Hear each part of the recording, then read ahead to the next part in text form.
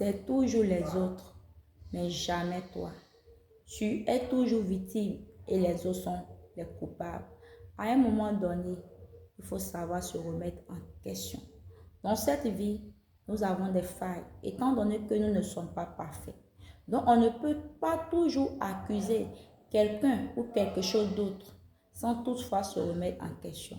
Je parle à ce type de personnes qui sont toujours les victimes et jamais les coupables. La relation n'a pas fonctionné, c'est l'est qui a été mauvais. Toi, tu as été sain.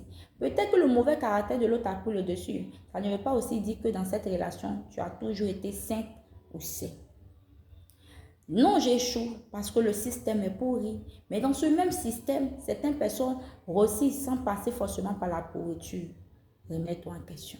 Dans la famille, tout le monde te combat. Comment se fait-il que c'est toi toujours qu'on combat? À un moment donné, demande qu'est-ce qui ne va pas. Cherche et trouve. Dans ta communauté religieuse, tu trouves qu'on te piétine trop. Oui, c'est le responsable, le ci qui fait ça. Toi, qu'est-ce que tu as fait pour que toujours c'est toi qu'on piétine? À un moment donné, regarde un peu ton caractère. Regarde-toi dans le miroir. On n'est pas parfait. Donc, apprenons à nous remettre en question. Se remettre en question, c'est vouloir changer. Parce que ceux qui ne veulent pas changer ne se remettent jamais en question. Toi et moi, nous rêvons d'arriver au sommet. Donc, pour arriver au sommet, il y a des comportements qu'on doit laisser en bas ici.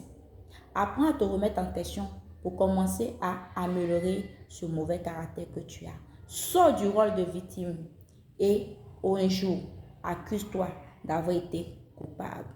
Que Dieu te bénisse.